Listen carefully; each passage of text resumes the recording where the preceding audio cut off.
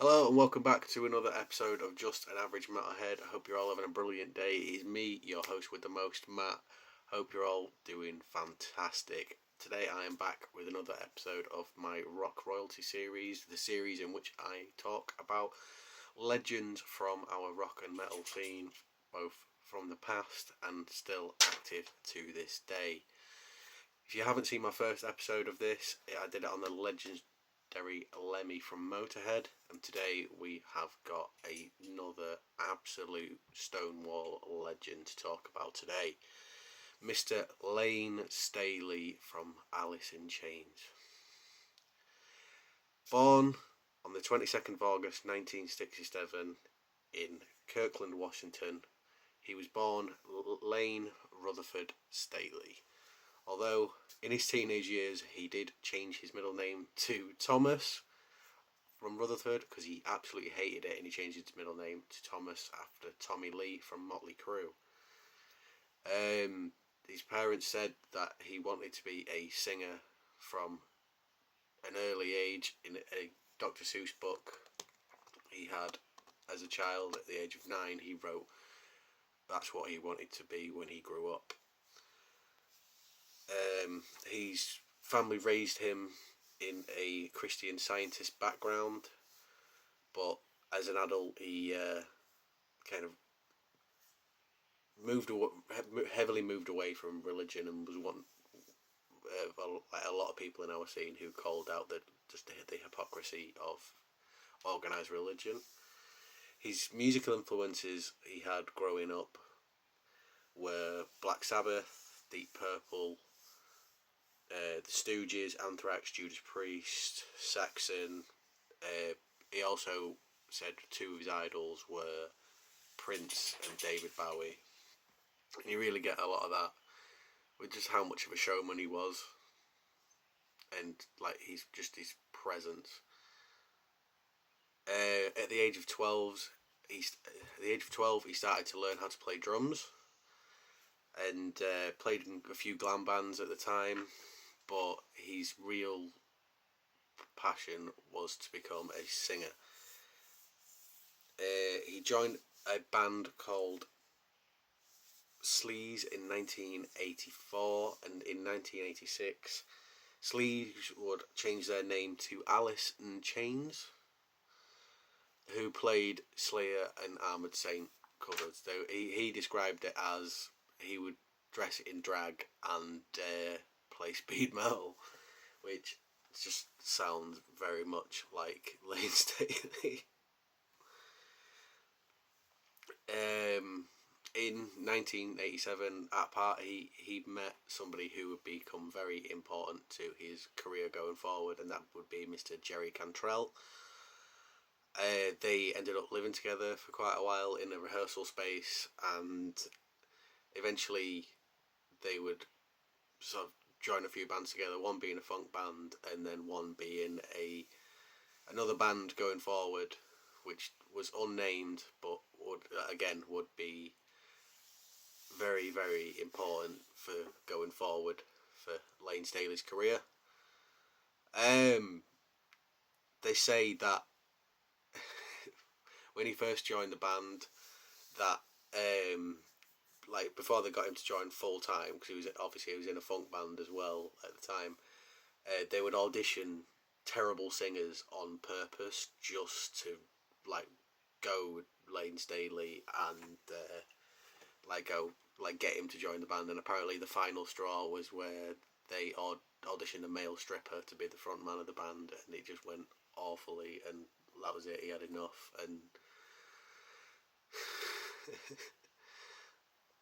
yeah, so eventually we'll try and figure out a name for the band. I think one of the names going forward was Fuck, but eventually Layne reached out to his former band members in Alice in Chains, and they would change it up slightly, and the band would be called Alice in Chains.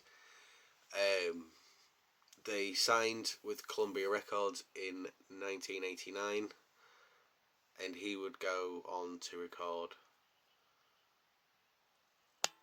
3 full-length albums and some EPs with Alice in Chains, he would record Facelift in August of 1990, Dirt in September of 1992, the Jar of Flies EP in 1994, the self-titled Alice in Chains album in November of 1995, and Alice in Chains Unplugged in July of 1996.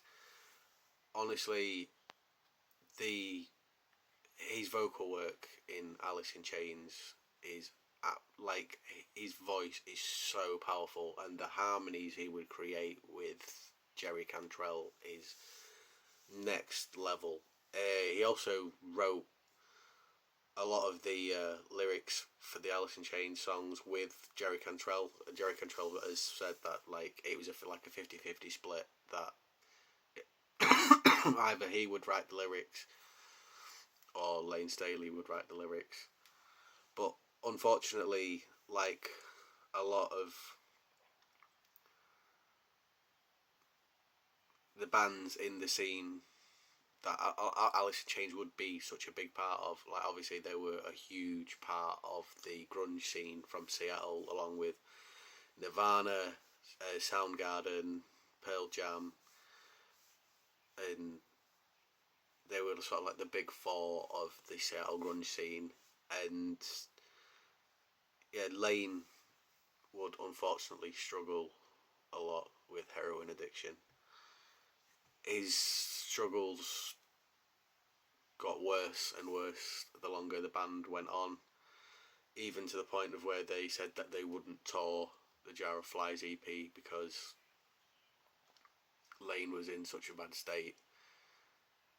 He was in and out of rehab. Apparently, one of the times he did manage to get clean for a little bit while was after the unfortunate passing of Kurt Cobain. Apparently, a lot of the people around him said it sort of scared him straight for a little while. But unfortunately, he would relapse, and I think they said like overall in his life he would be in and out of rehab 13 times.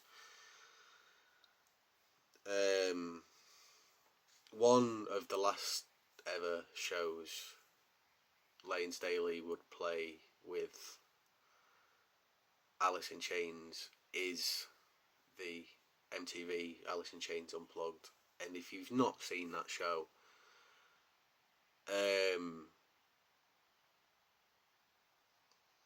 it's phenomenal, but it is so heartbreaking as well to watch. Layne his vocals are as powerful as ever. He sounds so amazing throughout the whole performance. But looking at him, sorry, he's so frail, and like you can see he's struggling to even sit up straight. But that the talent was still there, and it's one of yeah, watching it it's a heartbreaker. It's to see that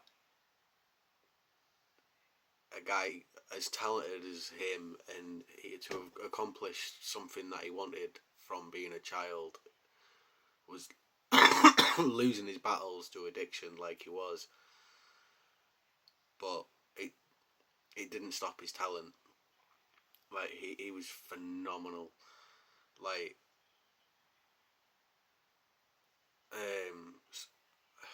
his vocal even on stuff like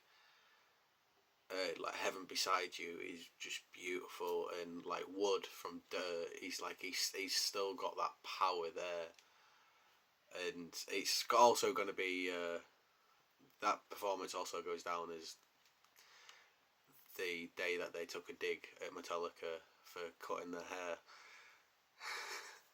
which always makes me laugh.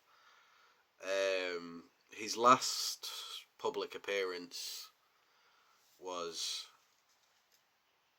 in October of 1998, 2 years after the Unplugged show. at a Jerry Cantrell solo concert, and people said that like he did not look well. Like he'd lost his teeth. He had lost a hell of a lot of weight. He was like so frail, but he was there to support his friend. And after that, unfortunately, from like 1999 onwards, he became a recluse. He made sort of like the odd radio interview, but he was never really seen again in person. Apparently, he's just sort of spent his last few years like holed up playing video games and taking drugs. Unfortunately, for a man of such talent to just like slip away like that is just it's just brutal. Unfortunately, on April the 5th, 2002, Layne Staley would pass away from a speedball overdose. It was taking a combination of cocaine and heroin, and he would sadly overdose. Uh, he was found after his sort of management and stuff had realised that his bank account had been inactive for 2 weeks, and unfortunately, like when they tried to get hold of him, had to called the police, and when they found him, he'd been dead for quite some time. Sadly, it had already started to decompose.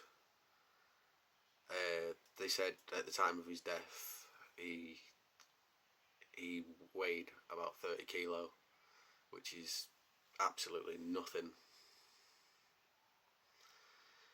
Another sad twist of fate as well with the death of Layne Staley is 8 years to the day of him dying is the same day that Kurt Cobain tragically took his own life. So two of the legends of the Seattle grunge scene passed away on the same day. It's weird how fate goes, I suppose. For years and years, Alice in Chains said they would never perform together, just out of respect of Layne Staley. But eventually they moved forward with some tribute shows with William Duvall, who was Jerry Cantrell's singer for his solo band, and eventually he went on to become the full-time singer of Alice in Chains, who have gone on to have a great resurgence in their career.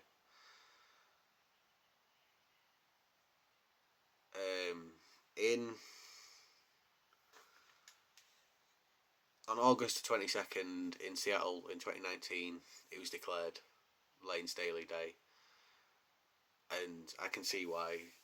The man was a once in a lifetime talent,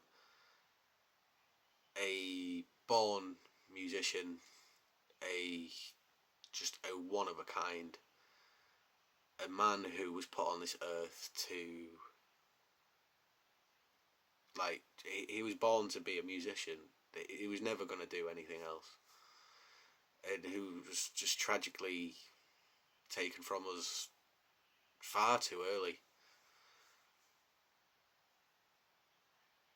And that is, it seems to sort of be the curse of the that scene, unfortunately. I'd love to do a long deep dive into the Seattle grunge scene, because it was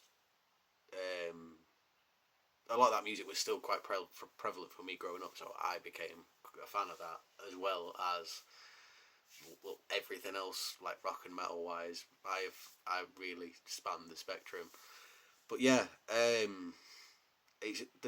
Layne Staley's life is unfortunately is a sad one, but the music he left behind lives forever. The man was an absolute genius when it came to music. He's like, the moment you hear his voice on a track, you know it's him. He had one of those standout voices, and he could make his voice, like, although it was sort of like gruff, he could make it soar. He's one of the best singers of all time. He always makes like magazine's top 100 singers of all time quite high up, and I can see why. The man was phenomenal.